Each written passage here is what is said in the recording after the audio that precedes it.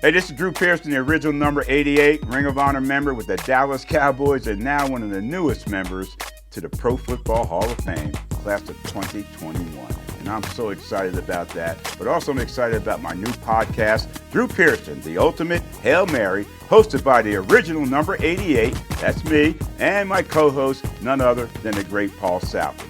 So I hope you can tune in to our new podcast. It'll be out there, and it's produced by Phazzanation Studios, so you're not going to want to miss it. All right? Tune in. It's coming soon.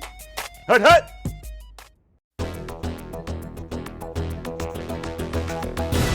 He is 32 seconds left. Drew Pearson! He got it! Touchdown! I don't believe it!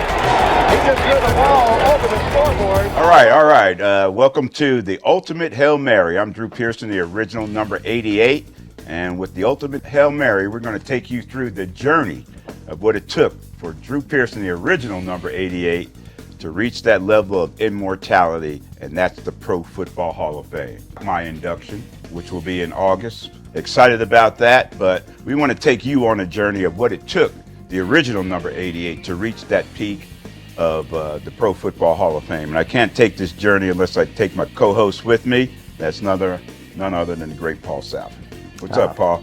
Great Good to see you again, and man. Even better to see you this week because, wow, it's finally happened. You've waited so many years, and now it's safe to tell everybody because you actually knew for a little while but couldn't tell anyone, right? Yeah, we might as well let the folks in on how I found out, because it was a pretty unique way, because we had to come up with a unique way because of COVID, couldn't do it the normal way. So I got a letter from Rich Dalrymple, who's the PR guy for the Dallas Cowboys, and it was addressed to Roger Staubach and myself. And they had Roger's name first, of course, and I respect that. But anyway, in the letter, it said Jerry Jones, Mr. Jones, was requesting a meeting with the two of us, and on January 25th, and he wanted to have it at the Star. And Rich said, in the letter, I don't know what it has to do with, but I think it has something to do with real estate and maybe some of the businesses at the Star. And I said, well, this is kind of logical because Roger and Jerry are involved in business ventures, real estate ventures, including that high-rise luxury condo right next to the Star. So I thought the conversation about real estate, is logical. So anyway, Roger and I pull into the parking lot at the Star at the same time, and we're kind of walking in. We say hello and all that, greeted each other. And Roger and I, when we played, we had a little telepathy going. We could read each other and know what he was thinking, and I could pick that up and know what route he wanted me to run just by looking at him and seeing expressions on his face and all that kind of stuff. But I didn't pick up anything here in this situation, and he didn't let on anything. So Rich met us in the lobby there. We walked into this room right off the lobby, and in that room, Jerry Jones, Mr. Jones, was waiting. And so we sat down. We're practicing social distancing. He's on the other side of the table, and I've started to sit in this chair a little further away from the door. And Jerry said, no, you sit over here, okay? And I didn't pick up anything on that. And so they're talking mainly about real estate, and I'm thinking, what the heck am I doing here? They're talking business, basically. And then there was that knock on the door, knock. And Jerry said, Drew, answer the door. And so I got out of the chair and went to answer the door, opened the door, bam. In the doorwell was that big 6'9" David Baker, President, CEO of the Pro Football Hall of Fame. Wow. And he comes in, and right behind him is the camera crew. He says, Drew, I'd like to welcome you as the newest member of the senior committee, or the senior nominee to the Pro Football Hall of Fame for the class of 2021.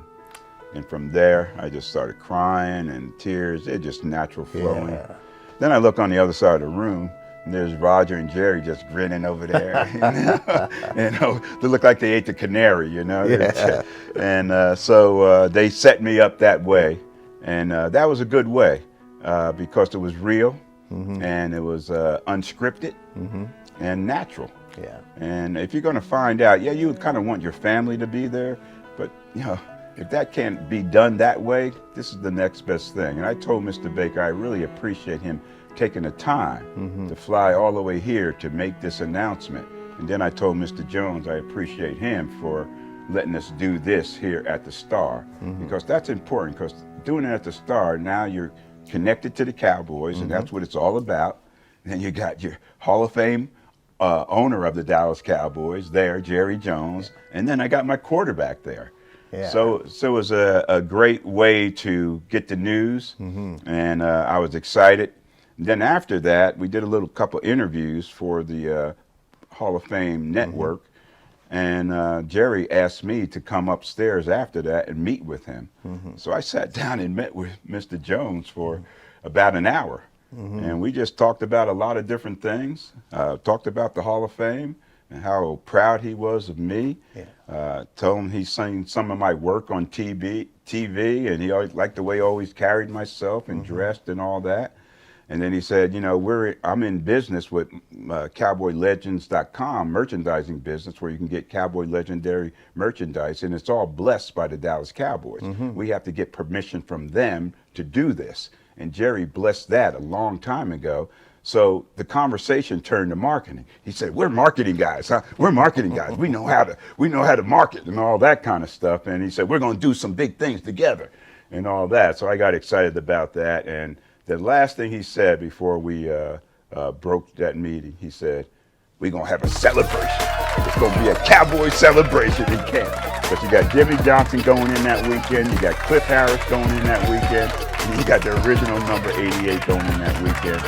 Jerry said, "We're going to have a big celebration. And you know Jerry. You know Mr. Jones. You know he knows how to party and have a celebration. No one does it better than Jerry Jones. So that's how I found out. Yeah. And then they tell you, okay, now you know, but you can't tell anybody. And so my mouth was like that. I'm like bursting. Didn't want to tell somebody. So I had to tell, you know, my kids, my family, my older sister, and let them in and make them swear to secrecy. I talked to a few reporters, did interviews, didn't mention it during the interview, but then I called them back. I said, "Man, I've known you too long. I got to let you know what's going on, and I trust you." So I let the guys know that I was in, and they held the secret for me. But it wasn't just me that had to hold the secret. Everybody in the class had to hold the secret. And the thing about that, it never leaked out. There was no indication on social media anywhere that who the finalists were. And so everybody did their job of keeping it in. And then when we got the opportunity to let it out, we really let it out. And then the whole world knew, and that was pretty cool. Yeah, and I'm so glad they filmed it too, because it was nice to get that peek into what it looked like for you, especially after the last time, because, and that was so hard to see before, the disappointment, but then to see you win, that's what everybody wanted to see. Go on one end of the spectrum, disappointment, to the other end, sheer joy, satisfaction, and appreciation, and all that. So so that's a good point. I'm glad it was on video, because now people know I cry for good reasons too, not just the bad. Okay, but yeah, that was pretty cool how that all worked out.